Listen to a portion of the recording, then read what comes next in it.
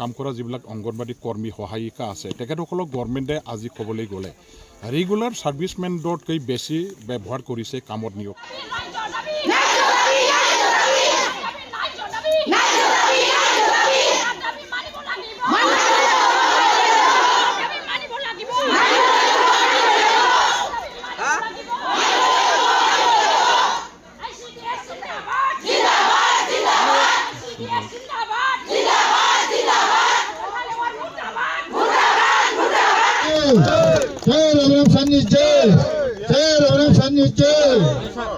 না তেখেতসকলক যিটো মানে কি কয় ৰিমুনাৰেশ্যন দিয়া হয় আচলতে আজিৰ এই যিটো সময়ত গোটেই বয় বস্তুবিলাকৰ একেবাৰে মূল্যবিলাক বৃদ্ধি হৈছে আৰু আমাৰ তেখেতসকলক এইখিনি ৰিমুনাৰেশ্যনৰ দ্বাৰা দি এওঁলোকৰ ঘৰ সংসাৰ কেতিয়াও নচলে এখেতসকলৰ ল'ৰা ছোৱালী এইবিলাক পোহপাল কৰাটো কেতিয়াও সম্ভৱ নহয়। অংগনবাড়ী চেণ্টাৰবিলাকত কাম কৰা যিবিলাক অংগনবাড়ী কৰ্মী সহায়িকা আছে তেখেতসকলক গভৰ্ণমেণ্টে আজি ক'বলৈ গ'লে ৰেগুলাৰ ছাৰ্ভিচমেনতকৈ বেছি ব্যৱহাৰ কৰিছে কামত নিয়োগ কৰিছে। যেনেকৈ আমাৰ মানে কি কয় ক'ভিডৰ সময়ত তেখেতসকলক ব্যৱহাৰ কৰা হয়। আমাৰ যিবিলাক হেৰি আছে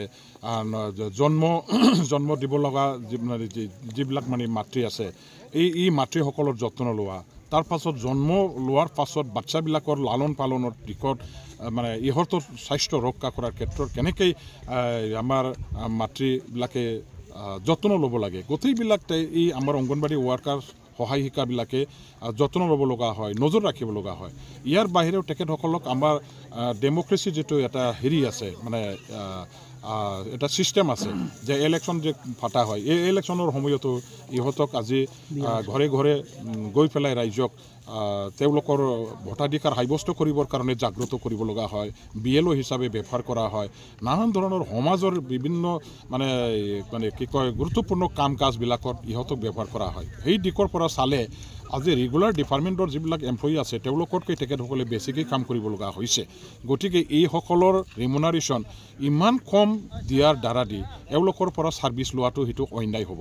এখেতসকলক যেনেকুৱা ধৰণৰ আমি ছাৰ্ভিচ দিবৰ কাৰণে বাধ্য কৰাইছোঁ এওঁলোকে যেনেকুৱা ধৰণৰ পৰিশ্ৰম কৰিব লগা হৈ আছে ইয়াৰ বিনিময়ত তেখেতসকলে আজি ৰেগুলাৰ ছাৰ্ভিচ কৰা আমাৰ এমপ্লয়ীবিলাকে যেনেকুৱা ধৰণৰ দৰমহা পাই আছে সমানে তেনেকুৱা ধৰণৰ ঠিক সমানে এই দৰমহাখিনি দিয়াৰ ব্যৱস্থা গভৰ্ণমেণ্টৰ ফালৰ পৰা দিব লাগে বুলি তেওঁলোকে যিটো দাবী দাৱা জনাইছে এইটো একেবাৰে ময়ো মোৰ ফালৰ পৰাও একমত। তেখেতসকলৰ চাকৰিটো যদিও এটা ভাৰত চৰকাৰৰ এইটো এটা স্কিম হয় তথাপিও এই ধৰণৰ স্কিমেটিক যদিও প্ৰগ্ৰাম হিচাপেও কাম কৰি থকা আমাৰ কৰ্মী বা সহায়িকাসকলক অসম চৰকাৰ ভাৰত চৰকাৰে তেওঁলোকৰ ছাৰ্ভিচটো নিয়মীয়াকৰণৰ কাৰণে এটা পদক্ষেপ লোৱাৰ প্ৰয়োজন আছে আৰু নহ'লে তেখেতসকলে ৰেগুলাৰ ছাৰ্ভিচমেনবিলাকে যেনেকুৱা ধৰণৰ বেতন পায় ইনক্ৰিমেণ্টবিলাক তেখেতসকলে পাই থাকে এইখিনিতো দিয়াৰ ব্যৱস্থা কৰিব লাগে। মোৰ ফালৰ পৰাও মই সেইটো সহমত প্ৰকাশ।